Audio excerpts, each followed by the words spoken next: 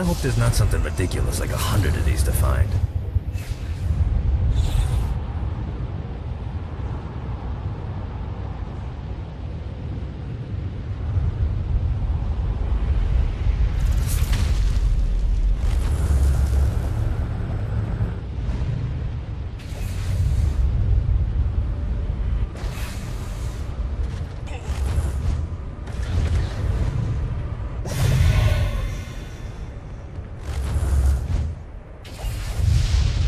God, this feels good. Damn it. Gotta touch down.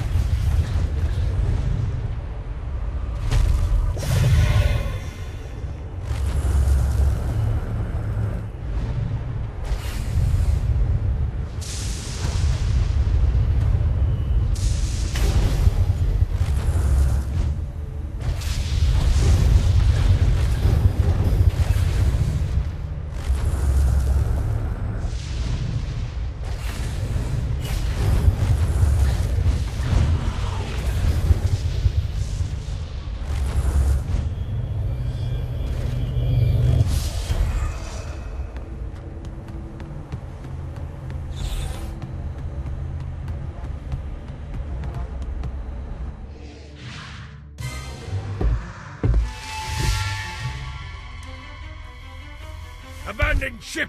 We've been boarded!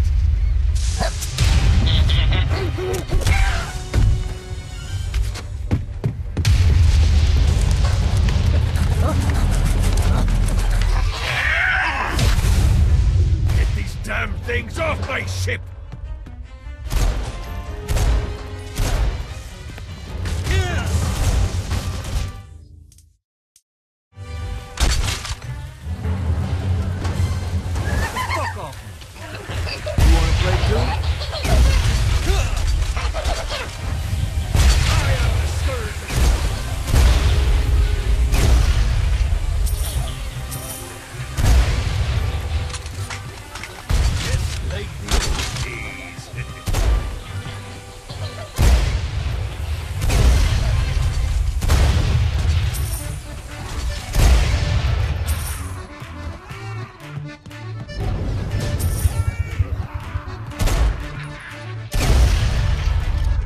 I got a bit of treasure in that chest over there. The weapon you find inside may help with our little imp problem.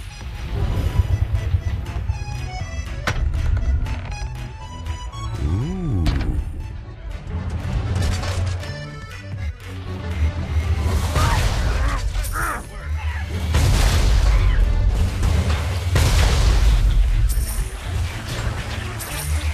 This reminds me of that one time I killed a lot of people.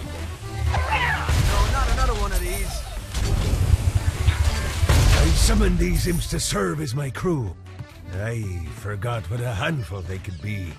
Once aboard, they wouldn't listen to their captain. They ran amok in the bowels of the ship. Just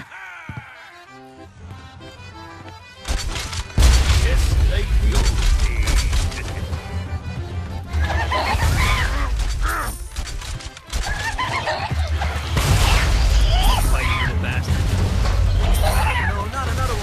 Good God, they're swarming me! Okay to drop the pirate voice. What pirate voice would that be? Wow.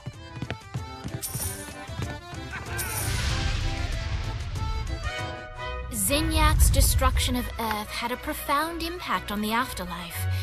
To heaven, it was a logistical nightmare. St. Peter's meticulous nature drove purgatory wait times to unbearable levels. Meanwhile, in hell, where souls in pain were used as currency, it created a new era of prosperity for the wickedly enterprising. This economic boon resulted in the coffers of hell to be overflowing, which in turn piqued the interest of the most notorious man that sailed the seven seas. Long had Blackbeard been a thorn in Satan's side, robbing tax collectors on a semi-regular basis. But the promise of an immeasurable fortune drove him to be even bolder. An arrangement was reached. Blackbeard would provide information on strategic targets in exchange for a share of the profit. Johnny, who was interested in murder, not money, happily agreed.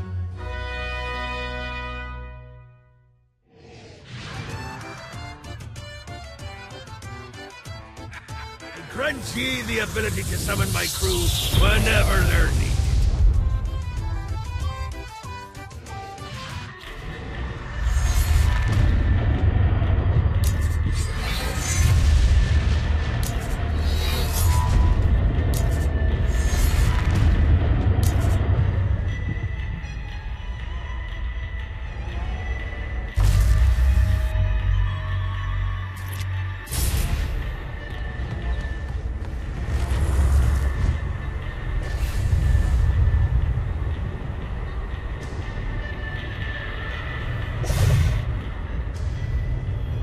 I raided a Centerpol office and found information on where the President is being kept. Evidently, they've been trapped in some sort of soul crystal inside Satan's palace. Breaking in is an impossibility. Your best bet to save them is to continue to try to draw Satan out of his palace.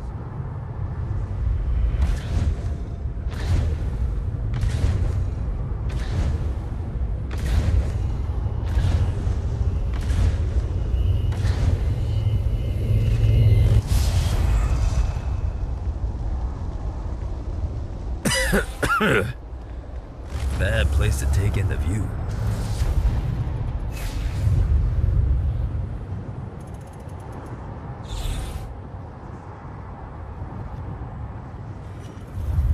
Gotta pick it up.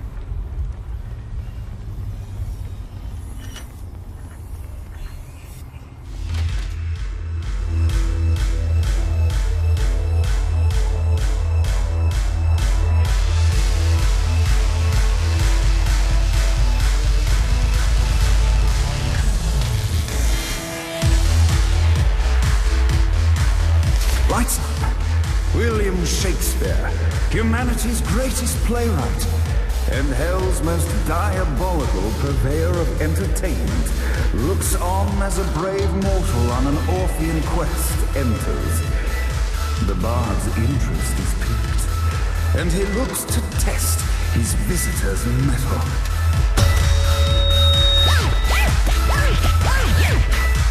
The masked tragedies were used to enemies cowering as they approached. But soon they realized that they faced a foe with courage and nobility, traits uncommon in the fires of perdition.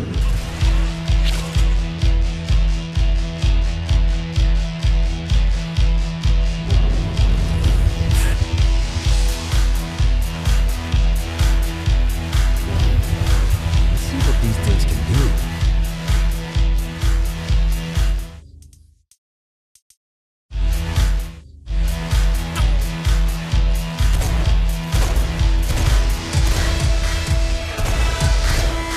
Inciting incident resolved. Time had come for rising action.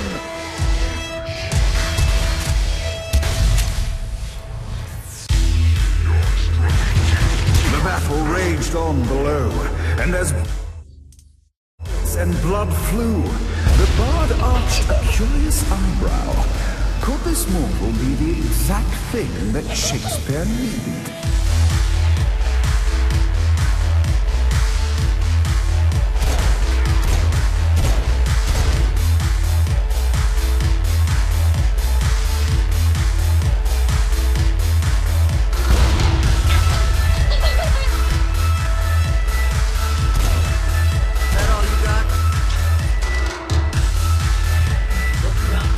This battle is far from over, mortal.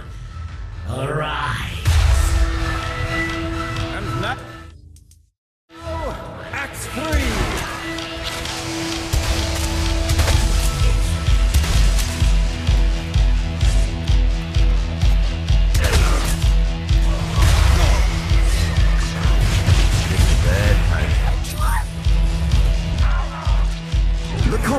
resolve, Shakespeare eagerly awaited meeting the champion that dispatched so many of his men.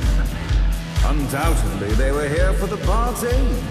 And while happy endings were not a thing found in hell, Shakespeare always had a soft spot for comfort. In the land of the living, William Shakespeare is regarded as one of the most prolific playwrights of all time. However, to the denizens of hell, the bard is seen in a far different light. After selling his soul for fame and adoration, Shakespeare served in hell as Satan's spy master general. In doing his duty, Shakespeare would punish the souls he was investigating by forcing them to perform in grotesque passion plays for Satan's amusement. But in a Twelfth Night-esque twist, Shakespeare found himself living a double life. While he projected an image of cruelty, his heart was as soft as Jezebel's. In secret, he would tutor her on the classics and act out the works of his mortal days. When Satan found out, he cast Shakespeare out of the palace, believing that the poet would be tormented by the populace of hell, far out of Jezebel's sight. But Satan had not counted on the bard's cunning. Embracing his persona of master torturer, Shakespeare and his followers, the tragedies, took root in the entertainment district, biding their time for revenge.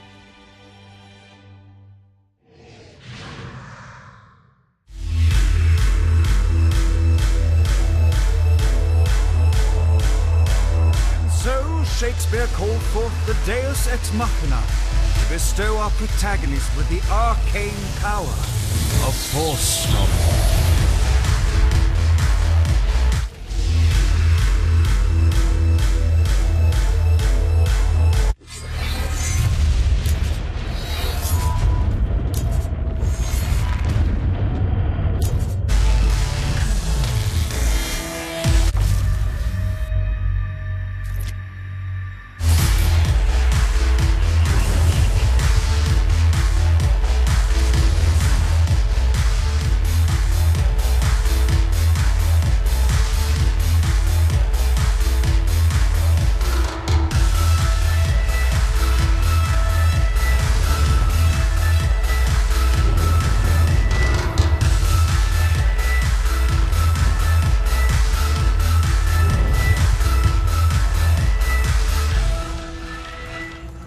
Oft Shakespeare would hide inside jokes in his dialogue. He knew it was self-indulgent, but every man had a vice.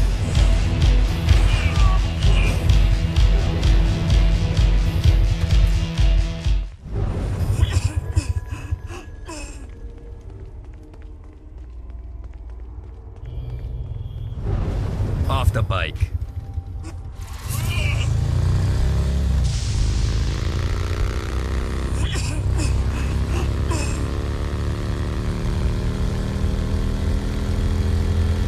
Note to self, find a way to control lightning.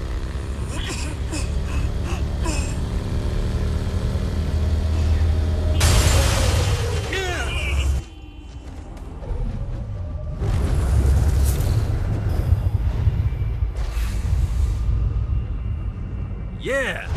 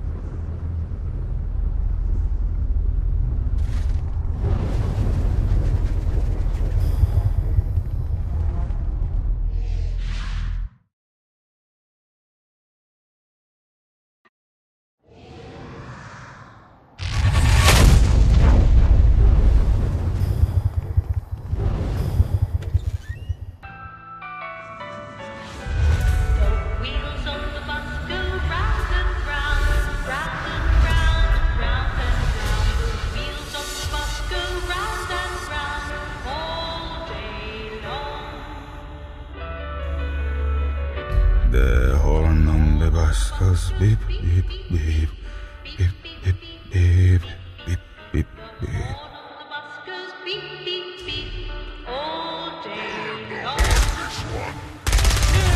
Who's next?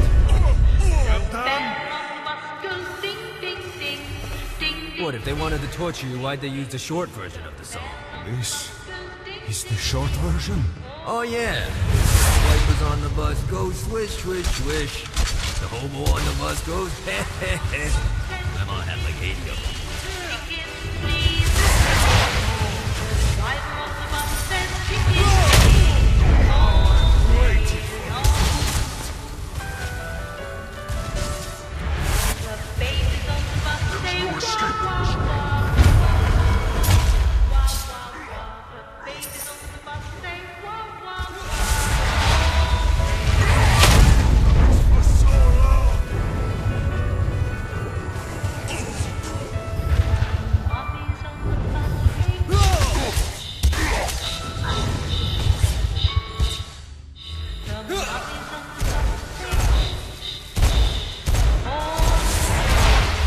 Winning isn't important.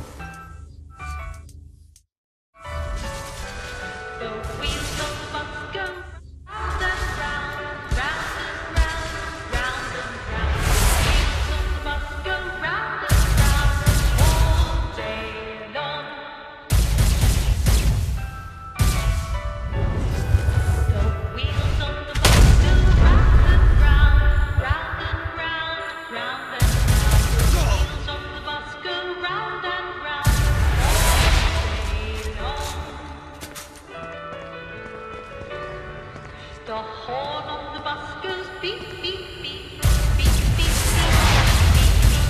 The horn of the bus goes beep, beep, beep, all day long. Come, let us return to my castle, so we may plot our next steps in proper surrounds.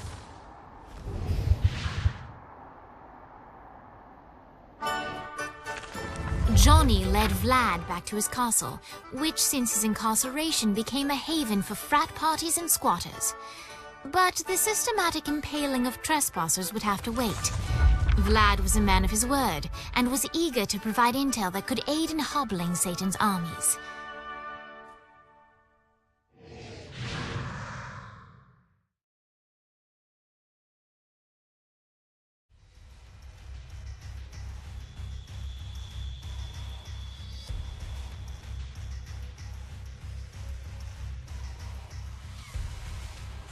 I bestow upon you the Stygian cold fire.